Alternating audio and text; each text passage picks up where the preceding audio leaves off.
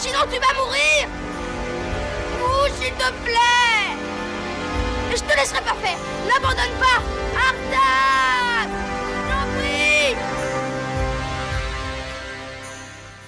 La perte d'un être cher, d'un espoir ou encore d'un rêve agit souvent comme un cataclysme, un traumatisme détruisant tout sur son passage. Plus rien n'a d'importance. Le temps se fige et nous voilà piégés dans une sorte de brouillard épais où le futur, l'envie et la joie ont totalement disparu. Un monde envahi de forces sombres, dévastant sentiment par sentiment, tout sur leur passage. Mais si je vous disais qu'au milieu de ces débris de vie, il reste encore de l'espoir, car les œuvres peuvent nous aider à traverser tout ceci, à en sortir, qu'il s'agit là exactement du cœur même de ce conte de fantaisie qu'est l'Histoire sans fin, une œuvre abordant des sujets extrêmement profonds et puissants, nous plongeant non pas dans l'imaginaire d'un jeune garçon rêveur, mais bien dans les abîmes de la mort, du deuil et de la dépression. Mais pas d'affolement non plus. Je ne viens pas ici détruire votre souvenir de ce si beau film, car l'Histoire sans fin nous montre, et c'est bien là le plus important, comment l'art sous toutes ses formes peut nous aider à traverser les plus sombres épreuves de notre existence, pour les transcender et en ressortir plus fort. Le film nous conte l'histoire de Bastien, un enfant sensible, un peu perdu qui va tomber sur un mystérieux livre, l'Histoire sans fin. En plongeant dans cet ouvrage, il découvre Fantasia, un univers d'une beauté et d'une imagination sans limite. Malheureusement, ce monde et sa princesse sont menacés par un mal qui se répand partout et qui détruit tout. Le néant. Atreyu, le guerrier solitaire, est envoyé sur son destrier Artax en quête d'une solution pour sauver le monde et sa princesse. Il va ainsi devoir traverser de nombreuses épreuves et combattre ce mal. Heureusement, un dragon du nom de Falgor va l'épauler dans cette tâche difficile. Petit à petit, Bastien découvre que son destin est lié à celui d'Atreyu et qu'il peut l'aider dans sa quête. Mais avant de vous parler de tout ça, j'ai un petit message à vous transmettre. Comme vous le savez, la chaîne a toujours souffert de l'algorithme YouTube pour être mise en avant. Et l'accident que j'ai subi il y a 1 an et demi et qui m'a pas mal éloigné de la création n'a clairement pas aidé non plus. Mais même si le combat physique continue, je compte bien revenir en force avec cette vidéo comme vous allez le voir.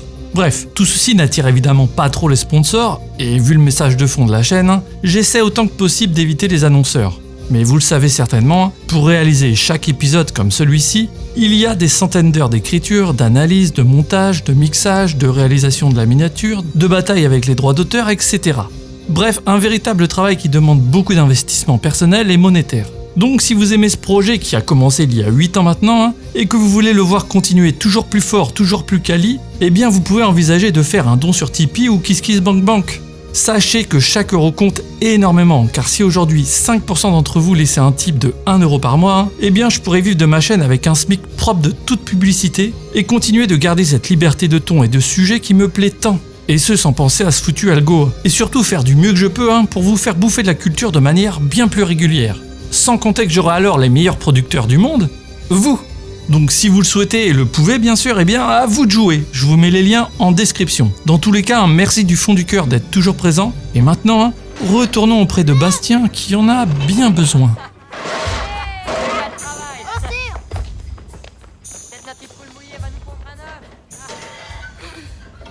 Comme je le disais en introduction, la perte d'un être cher, d'un espoir ou de tout autre rêve agit comme un véritable cataclysme dans notre vie, nous piégeant dans une réalité invivable, un présent sans saveur, sans espoir, sans envie. On se laisse alors envahir par nos pensées les plus sombres, les plus désespérées. Jamais ce vide ne sera comblé.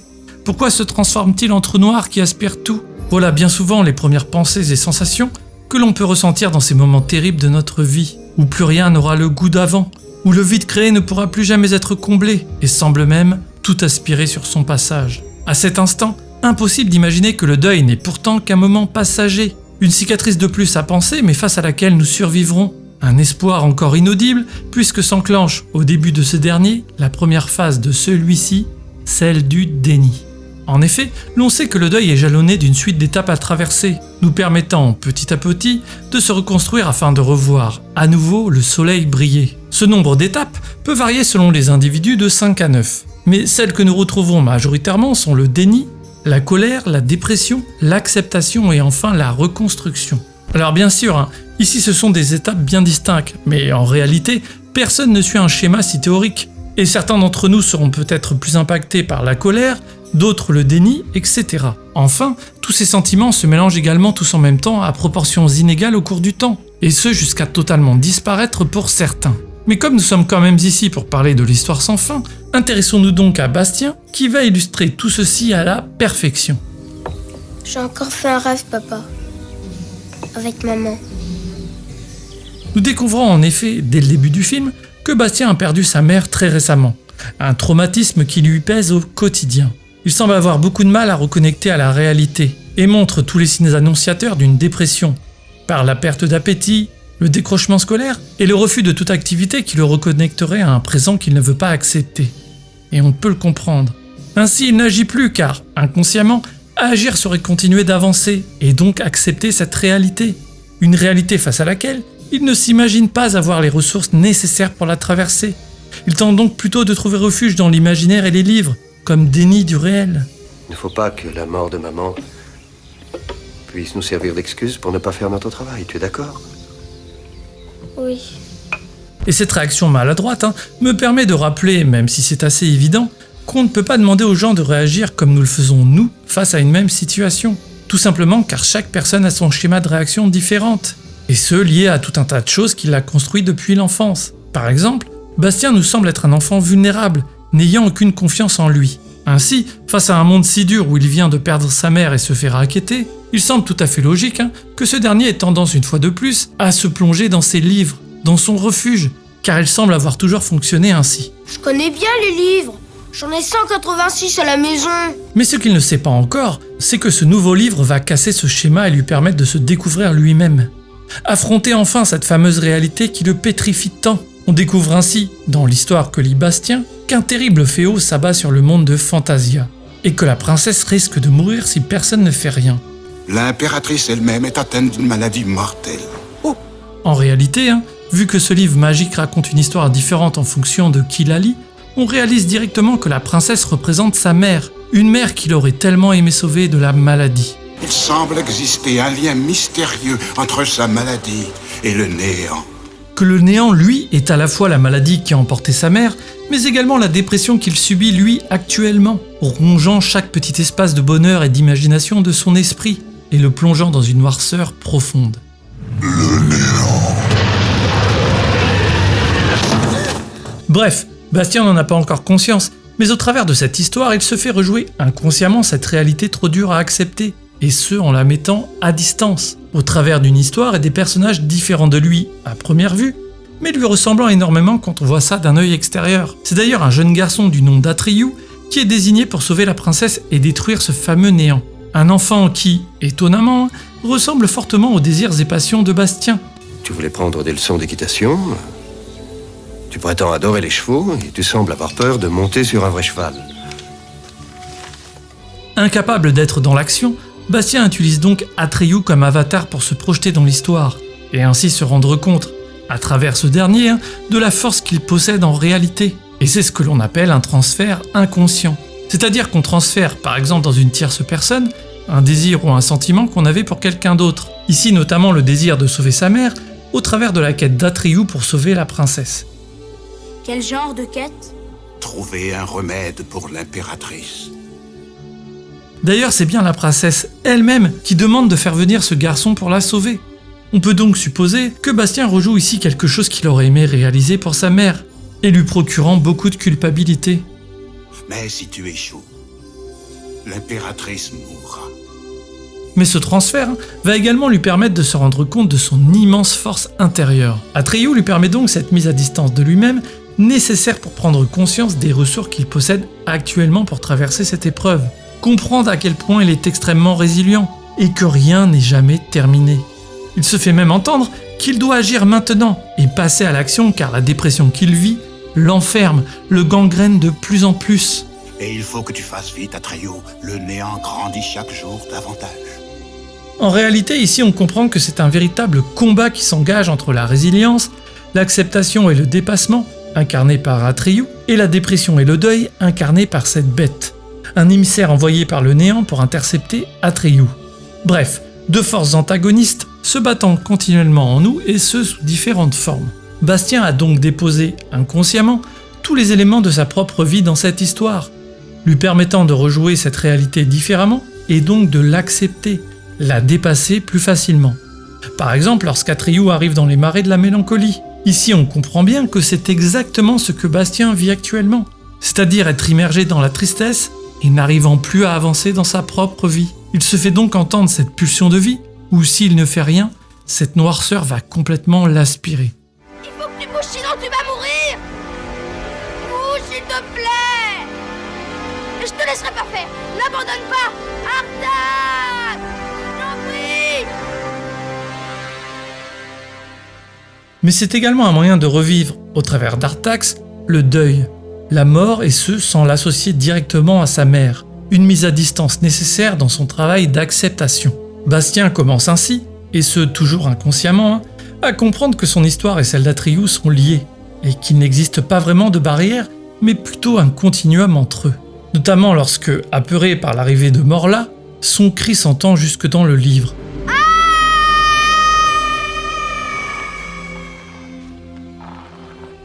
Morla représente cette espèce de nihilisme lié à la dépression, où plus rien ne nous semble important, où plus rien n'a d'intérêt, où l'on se sent totalement vide. Mourir, ce serait au moins quelque chose. Ce renoncement face au fait que s'en sortir nous semble si loin que l'on préfère abandonner et ne même pas essayer. Renoncer. Oh. Et l'on voit à quel point tout ceci impacte Bastien dans sa réalité, car lui qui était prêt à arrêter là, apeuré par ce qu'il vit, décide d'agir comme le ferait Atreyu. Il commence donc à se laisser entendre que lui aussi en a les capacités. Atreyu ne renoncerait pas maintenant. Et c'est là tout l'intérêt du transfert. C'est que bien qu'il se fasse dans un sens au départ, celui-ci peut s'effectuer ensuite à l'envers, permettant de se laisser entendre quelque chose que l'on n'était pas prêt à recevoir au départ, ou qu'on n'aurait pas accepté d'entendre via une autre personne, comme avec son père par exemple. Bref, cela crée en quelque sorte une zone tampon entre nous-mêmes. Atreyu continue donc d'avancer coûte que coûte. Il nous montre, ainsi qu'à Bastien, que même lorsque tout peut sembler perdu définitivement et sans espoir, on peut toujours réussir à s'accrocher à quelque chose. Rien n'est jamais terminé, que derrière les pires orages, il y a toujours un rayon de soleil prêt à transpercer. Mais en attendant, il faut s'accrocher.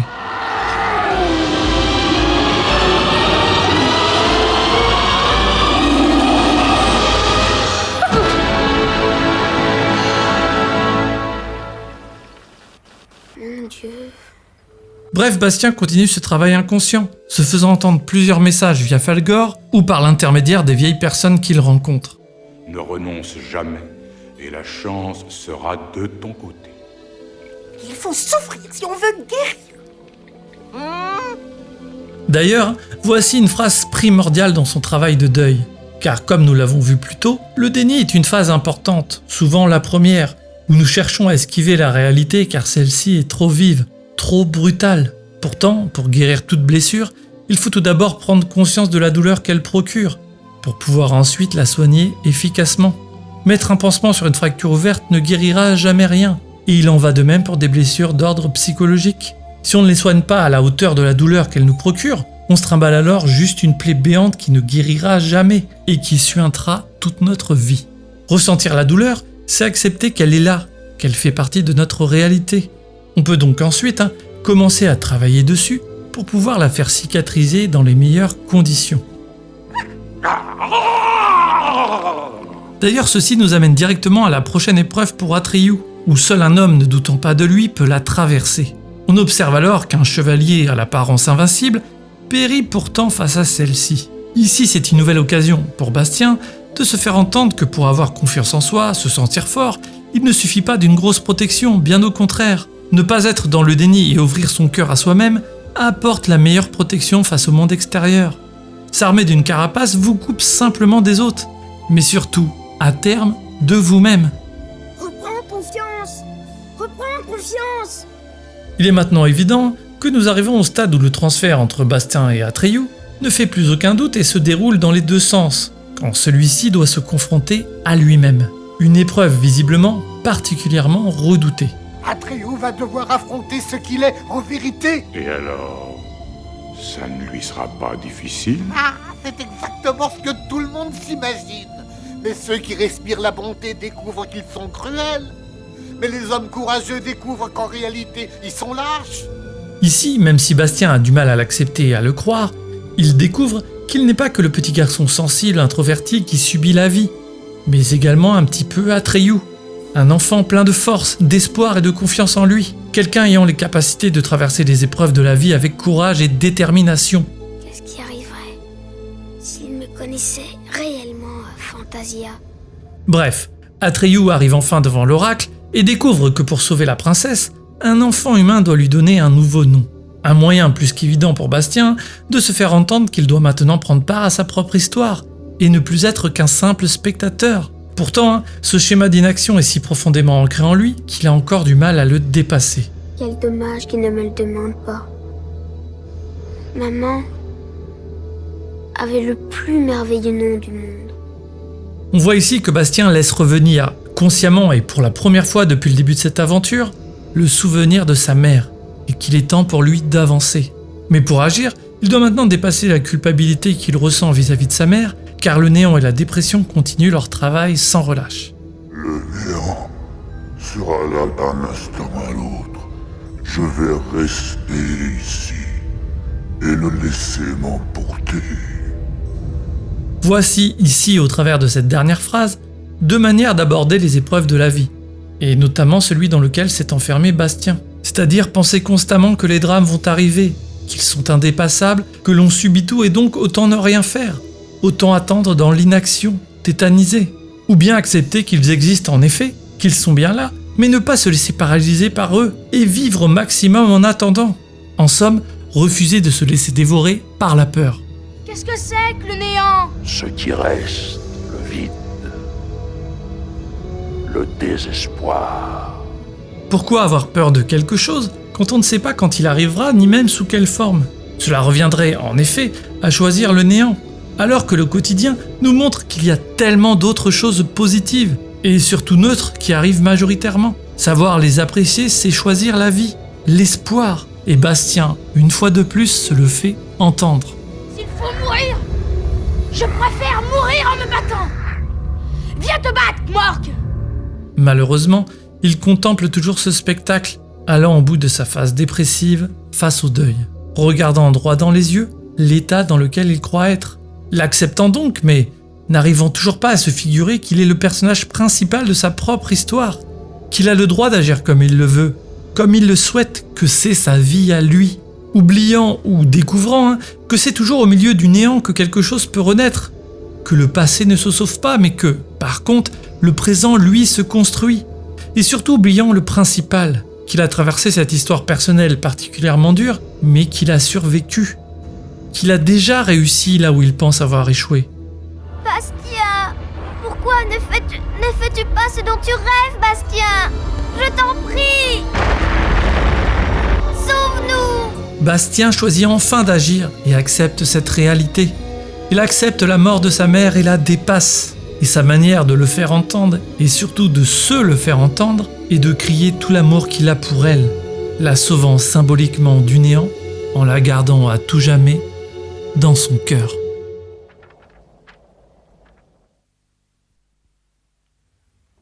Pourquoi fait-il si noir? Au commencement, c'est toujours la nuit.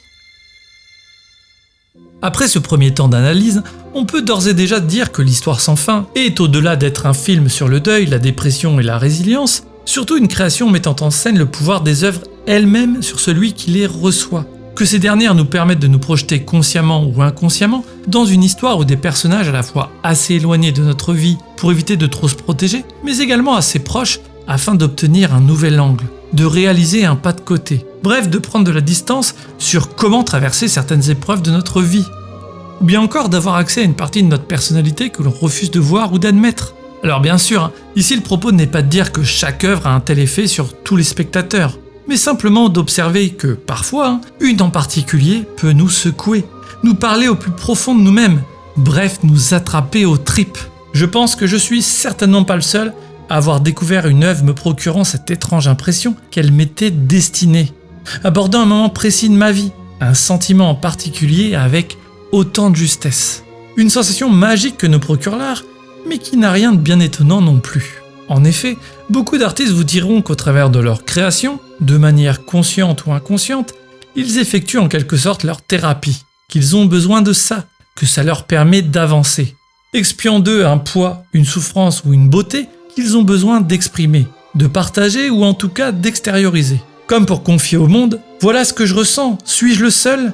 Et comme c'est dans la singularité que l'on peut toucher l'universel, il semble logique que plus une œuvre est sincère, ne cherchant donc pas à plaire au plus grand nombre, plus elle touchera certaines et certains au plus profond de leurs tripes, de nos tripes, agissant comme une caisse de résonance à notre propre histoire. Ainsi, nous aussi en réceptionnant ceci, nous nous sentons moins seuls de découvrir que notre souffrance, bien que terrible à vivre, n'est pas notre croix à porter, qu'elle ne nous est pas destinée.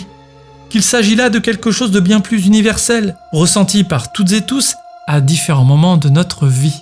Et quand je lis bon nombre de vos retours, faisant suite à certaines de mes vidéos, où vous pouvez finir en pleurs et m'écrire à quel point ça vous a touché personnellement, vous renvoyant à votre propre histoire, alors que je crée au travers de ma propre subjectivité, de ma propre sincérité, de ma propre vie, je trouve que, définitivement, l'art, la création au sens large, est une chose précieuse et magique, nous permettant de nous connecter les uns aux autres, et ce tout en gardant notre propre subjectivité, créant une connexion unique entre chaque création et chaque spectateur, dépassant donc l'objectif créatif de base en une multitude d'interactions uniques. C'est pourquoi je trouve que l'histoire sans fin est parfait pour aborder ce sujet, bien sûr par son côté méta, puisque le film parle d'un enfant lisant une œuvre, l'aidant à traverser ses propres démons, et que, nous-mêmes, en voyant ceci, on peut également en tirer quelque chose. Mais aussi car l'analyse que je viens d'en faire pourrait, sait-on jamais, vous parler, vous toucher, vous aider à votre tour, rajoutant ainsi une couche au gâteau, car cette vidéo fut bel et bien l'occasion, pour moi, de réaliser aussi un transfert sans m'en rendre compte au départ, un transfert sur ce que je vis en ce moment dans ma vie. C'est d'ailleurs ce que je fais à chaque analyse, et le pourquoi cette chaîne ressemble à ce qu'elle est, évoluant constamment avec ma propre histoire, et refusant donc de tomber dans la création de flux pour du flux. Ainsi, le choix des films analysés n'est jamais anodin, et s'intègre dans un moment de vie particulier, un moment où j'ai besoin de vous parler, ou de m'entendre en parler, rendant ma pensée plus compréhensible à moi-même, mais essayant surtout de sublimer les épreuves en création, des créations à vous proposer pour, pourquoi pas à votre tour, vous les approprier. À l'instar de Bastien donc, moi aussi j'ai vécu cette chronique en l'écrivant. Il a souffert avec toi. Tout ce que tu as vécu, il l'a vécu en même temps que toi. Et maintenant, il est là. Mais c'est impossible! Au contraire, Bastien, c'est parfaitement logique. Pour moi aussi, il a fallu que je fasse un deuil sur cette partie de ma vie perdue, où je n'ai vécu que dans la douleur aiguë en permanence depuis 1 an et demi, m'empêchant réellement de vivre alors qu'avant cela, je sortais enfin de la résolution d'un passé de vie compliqué, et que les plus assidus d'entre vous avaient parfaitement ressenti. Un long travail personnel m'offrant à moi et à la chaîne de nouvelles libertés tant attendues. Mais le réel via cet accident m'a rappelé à lui violemment et j'ai dû, comme toujours, composer avec. Il a donc fallu passer par la souffrance, la colère, la frustration, l'impuissance, l'acceptation et surtout le combat chaque jour pour ne rien lâcher. Ainsi, pour refaire le lien avec l'histoire sans fin, me remettre à faire mes vidéos dans cet état était évidemment impossible de par l'énergie que je devais mettre ailleurs, mais me semblait certainement être un aveu d'échec face à cette situation, accepter un état définitif, que jamais je ne m'en sortirais. Or, en réalité, et comme pour Bastien, j'imagine que c'est justement tout l'inverse, car face à une situation figée, il faut continuer d'être en mouvement, continuer d'avancer, même à très petits pas. Réussir à revenir ici, créer à vos côtés comme je l'aime tant, est donc un moyen de me faire entendre à moi-même que rien n'est jamais figé, et que je vais bien finir par me sortir de cette situation à force de me battre, que bientôt le soleil brillera comme avant, même si cette épreuve m'aura changé à tout jamais, que j'ai la capacité, je l'espère, de la transformer en force pour vous transmettre un message que vous choisirez, ou non, de vous approprier, car c'est là, je le crois, tout le sens des œuvres, tout le sens de mon travail. Et c'est pourquoi je ne voulais pas vous transmettre quelque chose trop dans la douleur. Et qu'hormis ce remake d'American Beauty, qui tombait évidemment sous le sens, j'ai préféré attendre un petit peu. L'art, je le crois, nous aide à ne plus nous sentir seuls, à trouver du réconfort et parfois même, je l'espère, des réponses à nos questionnements internes. Il faut donc continuer d'espérer, continuer de rêver, continuer d'avancer, continuer de créer et surtout continuer de vivre. Je sais bien, La vie peut parfois nous sembler ne plus avoir aucun sens, qu'il n'y a plus aucun espoir. Mais n'oublions pas que celle-ci est, comme pour Bastien, une histoire sans fin à inventer en permanence, que les œuvres nous parlent encore et encore, que nous ne sommes pas seuls à traverser tout ceci, et surtout que nous sommes toutes et tous le héros de notre propre vie. Osons donc rêver, osons être nous-mêmes, mettons-nous en mouvement et n'oublions jamais que la joie, plus que tout, est la véritable révolution, le moteur de toute vie, de tout espoir. Alors à vous de la chevaucher maintenant pour créer votre plus belle histoire. Et surtout n'oubliez pas que pour survivre, faut bouffer de la culture. Love.